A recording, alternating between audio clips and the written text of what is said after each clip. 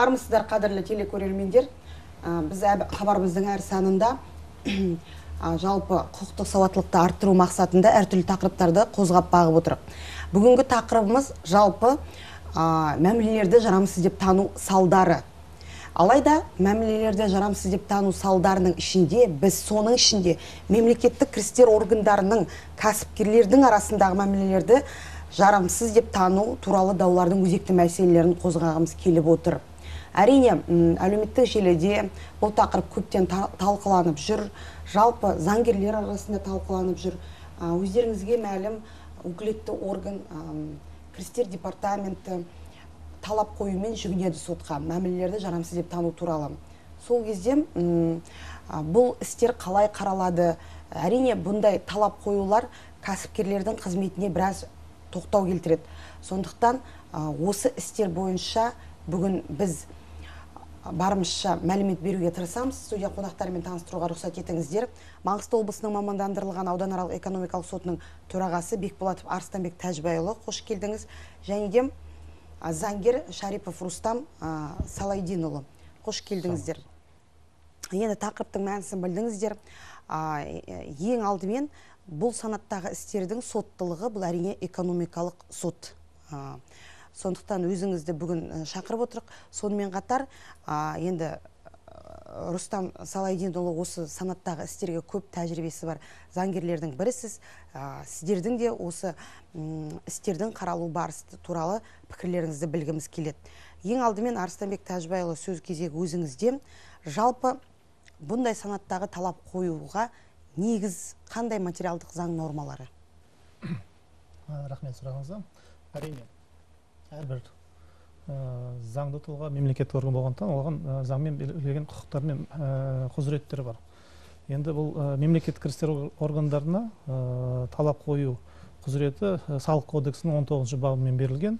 Нақтырақ айтқанда, салық кодексінің 19 бабының 1-10 тармақшасында көрсетілген сотқа мәмілелерді жарамсыз деп тануға құқық берген.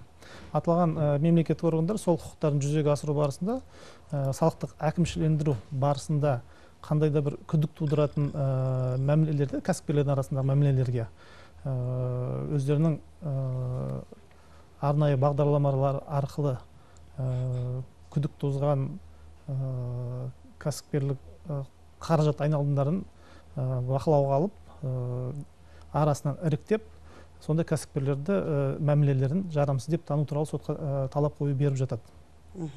Бұл жағдайда енді жоғары соттың осы заңнаманың қолдану барысын зерделей отырып, сотта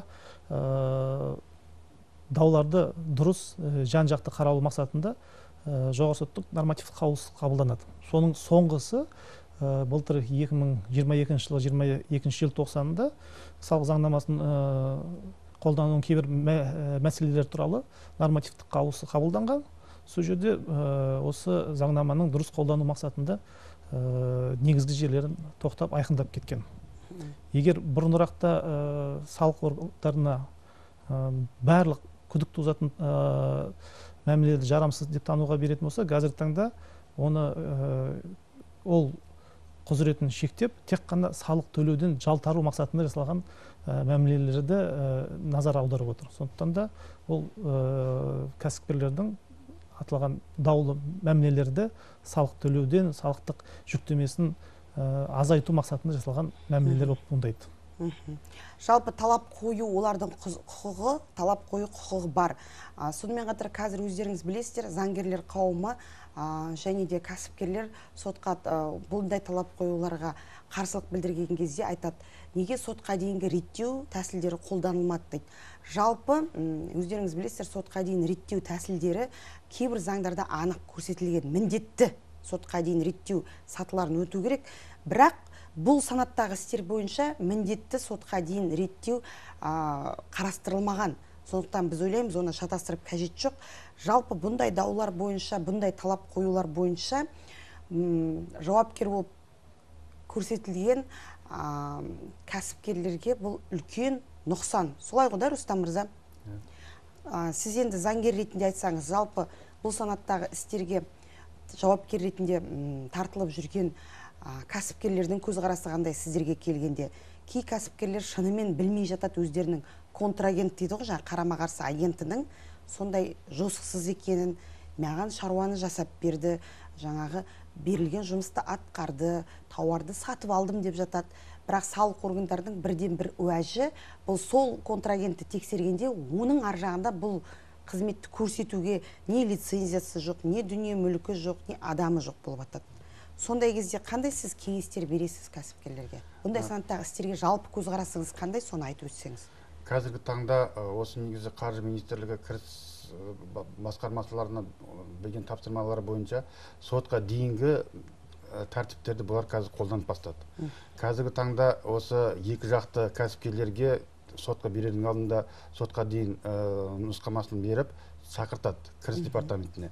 Сол жерде әрқайсы осы сендердің мынау бізде контрагент деген адам сендер декларацияны уақытында тапсырмағансыңдар, осындай болып жатыр, неге тапсырмадыңдарды бетке-бет сонда кездестіріп, сол жерде бір шара қолдануға тырысады. Сол кезде енді сотқа дейінгі бір шешім қабылдап, сотқа береміз бе, бермейміз бе деген сот шешімі. Сол кезде мен өзімнің келіватқан адамдар, азаматтарға түсіндіріп айтамыз. Осындай қазір соттарға дейінгі тәртіп жүріп жатқан кезінде алдын ала барып, сол кәсіпкерлермен сіздерге документ тез кезінде тиісті құжаттарды, мәліметтерді салық органына бермегендіктен, салық органы оны қабылдамайды. Сондықтан сізге сол салықтарды төлеуге мәжбүрлейді. Сондықтан соны қазір бірге барып қарастырайық алдымен деп.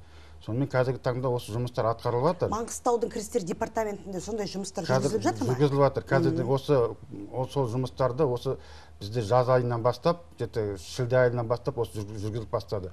Кеше даже осы біздің қызметкерлер, Маңғыстаудың кәсіпкерлері Алматы қаласы болсын, басқа қалалардан да сондай заттарды сатып алған кезде, ол жақтан да кіріс басқармалары бізге соғып, сондай жиналыстарды өткізіп қаралып жатыр. Сол кезде сол сотқа дейінгі сол мәселелерді шешуге, сол контрагенттердің тиісті құжаттарын алдыртып, салық төлемшілерге төлемдерін өтеу үшін соларды міндеттеу шараларын қолдануға ұсыныс береміз негізі.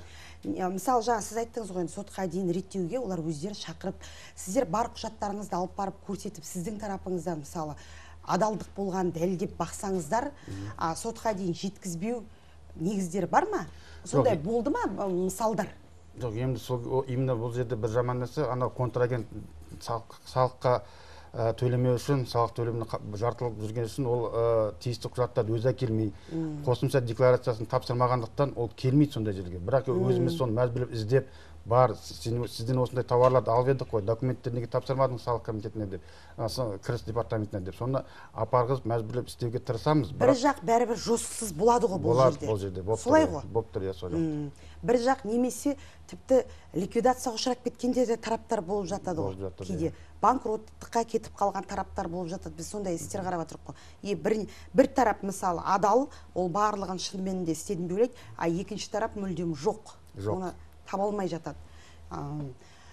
Енді әрине бұл жерде заңда да, нормативтік қаулыда да айтып көрсетеді ғой. Сондықтан кез келген қарым-қатынасқа түсетін өздерінің контрагенттерін қадағалау керек, қарау керек, оларды тексеру керек данныйларын. Қазір енді барлық мәліметтер базада бар ғой, қазір электрондық біз үкіметтеміз, цифрлық жүйедеміз. Сондықтан тексеріп, олардың шын мәнінде бұлар адал қызмет етуші ме, жоқ па? Кейде мысалы кәсіпкерлер өздерінің кәсіпкерлік несіне тәуекел жасап, арзан неге дүниеге жүгіреміз деп, арзан қызмет ұсынып тұрған контрагенттерге кетіп қалады да, осындай опық жеп қалып жатады. Сондықтан енді бұл жерде де оларға сондай жаңағы кеңес беріп отыру керек шығар. Жалпы бұндай істер бойынша дәлелдемелерге қарай көштік қой енді. Арыстанбек Тәжібайұлы, соттар істі қараған кезде неге мән аударады? Ерекшеліктер қалай? Дәлелдеу тәсілдері қандай?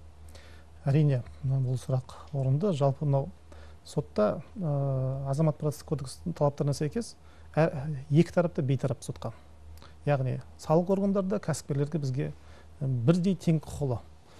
Енді салық органдарына талап қою құқығы берілген болса, өз кезегінде кәсіпкерлер өзінің даулы мәмілелерін шын мәнінде іс жүзінде жүргізілгені, арасында құжат айналымымен басқа да дәлелдемені нақтылайтын бастапқы бухгалтерлік құжаттармен дәлелдеу тиіс. Яғни енді көптеген жағдайда кәсіпкерлер енді кәсіпкерліктің басты мақсаты пайда табу. Сол пайда табу барысында ол деген әртүрлі тәуекелге барады. Енді соңғы кездерде айтылып жатқан бір назар аударатын басты мақсат кәсіпкерлердің осы кәсіпкерлікпен айналысу барысында мұқияттылық таныту. Яғни өзінің сатып алатын сатушы, қызмет көрсететін мердігер мекемелерді таңдау барысында бухгалтерлік есеп құжаттарын түгендеп, өздерінің жаңағы контрагент деген, яғни қызмет көрсету, басқа тауар жеткізу мекемелерінің тарихын, өзінің жаңағы салық заңнамаларын тиісті деңгейде орындайтын бәрін тарихын тексеру керек. Яғни былай айтқанда өз-өзін қорғамағанда кәсіпкер басқа оны кім қорғайды? Сол бастапқы шарт жасасқан кезден бастап бүкіл бухгалтерлік есеп құжаттарын сақтап, егер де алдағы уақытта даулы жағдай туындап жатса, салық органдарына болмаса сотқа талап арыз берген кезде сол бастапқы өзінің шарттық қарым-қатынасын дәлелдейтін дәлелді құжаттарын сотқа табыстау керек. Енді ондай жағдайлар бізде талап қоюлар беріп жатады. Кейбір кезде енді кәсіпкерлердің пайдасына да шешіліп жатқан жағдайлар болады. Жалпы менің пікірім бұндай істер бойынша әрине бұл жерде екі тараптың да салық төлемдерін төлеуден қашу ниеті болу керек қой, екі тараптың да, екі жаңағы мәміленің екі жағының да. Бұл жерде тек бір жақтың кінәсін үшін ол мәмілені жарамсыз деп тануға негіз бар ма? Қалай ойлайсыз? Енді бүгін таңда мәмілелерді жарамсыз деп тануға негіз болу үшін екі негіздеме бірге жүру керек. Ол жоғарғы сот нормативтік қаулысының 6-шы тармағында көрсетіп кеткен. Яғни тапсырыс беруші өзінің салықтық жүктемесін азайту мақсатында, болмаса салық төлемін төлеуден жалтару мақсатында жасалған мәмілелер болу керек. Сосын сол тапсырыс берушіге көрсеткен қызметті мердігер компания ол жұмысты өздігінен жасай алмайтын, болмаса сол тауарды жеткізе алмайтын туралы дәлелдемелер болады. Егер сол дәлелдеме сотта анықталса, онда бұндай мәмілелерді жарамсыз деп танылып жатыр. Ал егер де кәсіпкерлер өзінің кәсіпкерлік барысында тауар өндіруші емес, арадағы айтқанда делдал мекемелерден сатып алған туралы, басқа да кәсіпкерлер жалдаған туралы құжаттарын бәрін толық сотқа тапсырып жатса, ондай яғни өзінің шарттық қарым-қатынастарын бастапқы бухгалтерлік есептермен дәлелдей алады. Ондай кездерде сот талап қоюды қанағаттандырудан бас тартып жатқан жағдайда болып жатыр. Жалпы азаматтық кодекстің талаптарына сай мәміле ұғымы көрсетілген ғой. 147 бабында мәміле бұл азаматтар мен заң тұлғалардың азаматтық құқықтары мен міндеттерін белгілеуге, өзгертуге немесе тоқтатуға бағытталған әрекеттері мәміле болып табылады деп айқындайды. Жалпы мәмілелер әртүрлі тараптардың арасында жасалынады. Соның ішінде мына мемлекеттік органдар кейде мемлекеттік мекеме мен кәсіпкерлердің арасында жасалған мемлекеттік сатып алу шартының негізінде жасалған мәмілелерді жарамсыз деп тану туралы талап қойып жатады. Госзакуп дейміз ғой былай қарағанда, тендер екі елдің ішіне сөйтіп. Енді бұл мәмілелерді жарамсыз деп танудың қандай негізі бар? Қалай ойлайсыз заңгер ретінде сіздер? Ол жерде енді мемлекеттік сатып алу ол тек екі тарап барып жасай салатын мәміле емес. Мемлекеттік сатып алу жасау үшін қандай да бір міндетті жаңа шарттарды өту керек. Ол порталда өту керек барлығы. Олдан бірнеше тексеруден өтеді. Оны шарт жасағанға дейін, ұтып алғанға дейін адам. Жаңа тексеруде автокөліктерінде бар екен, жұмысшыларының да бар екен, дәлелдейді. Мемлекеттік қызметке түсу үшін жаңағы сен порталға түсу үшін оның барлығын құжаттарды жұмыс өтіліңді дәлелдейді. Мемлекеттік портал соның бәрін тексере отырғанның өзінде жарамсыз деп тану деп талап қою келтіріп жатады мемлекеттік кірістер департаменті. Сұрағыңыз орынды. Бізде практикамызда болды, ондай мәмілелерді жарамсыз деп тану туралы талап қоюлар салық органдары берді. Жаңа айта кеткен жоғарғы сот норматив қаулысында бір негіз, яғни салық төлеуден жалтару деген негіз бар. Енді мемлекеттік сатып алу, мемлекеттік органдарында мемлекеттік сатып алу заңында көзделген тәртіппен сатып алған мәмілелерде салық төлеуден жалтару деген ұғымы жоқ. Жалпы бұл ондай бір жерде қолдану мүмкін емес. Бұл жерде басқа қылмыстық құрам болса, ол қылмыстық кодекс аясында дәлелденуі керек. Алайда салық органдар кезінде бізде болды, талап қоюлар берді, мемлекеттік сатып алу порталы арқылы жасалған шарттарды жарамсыз деп тану талабын берген, алайда бүгінгі таңда нормативтік қаулысын негізге алып жоғарғы соттың бұндай талап қою қанағаттандырудан бас тартылды. Бұл бойынша бүгінгі таңда сот практикасы бар. Бірақ сонда да ондай талап қоюлар түсуде. Түсуде. Бұл жерде тек мемлекеттік органдар емес, квази мемлекеттік самұрық қазына солардың портал арқылы жасалған еншілес компаниялар бар. Солардың да сатып алулары да ол самұрық қазына порталы арқылы жасалған шарттар. Ондайда шарттардың айтқанда салық төлеуден жалтару ұғымы жоқ. Олар айтқанда квази мемлекеттік сектордың өзіне қажетті тауарлар сатып алу мақсатын жасалған арнайы тәртіппен жасалған шарттар. Бұндай талап қоюларды түсіп жатыр, алайда бүгінгі таңда практика орнығып, бұндай талап қою қанағаттандырудан бас тартылып жатыр соттардан. Рустам мырза, енді осы жерде сізге сұрақ қойғым келеді. Жалпы кәсіпкерлерден біз мынандай әңгімені көп естиміз. Ол да дұрыс деп ойлаймын негізі. Енді қазір жаңа салық кодексінің проектісі парламент қабырғасында талқыланып жатыр, өздеріңіз естіп жатырған шығарсыздар. Осы мәселеде ол жерде қозғалып жатыр. Мысалы, сотқа талап қою келтіреді мәмілелерді жарамсыз деп тану туралы. Бірақ неге салық органдары тексеру жүргізіп, тексеру ашып, хабарлама қоймайды? Хабарлама қойсын, уведомление дейді ғой. Ол хабарламаны кәсіпкер тиісті түрде дауласын.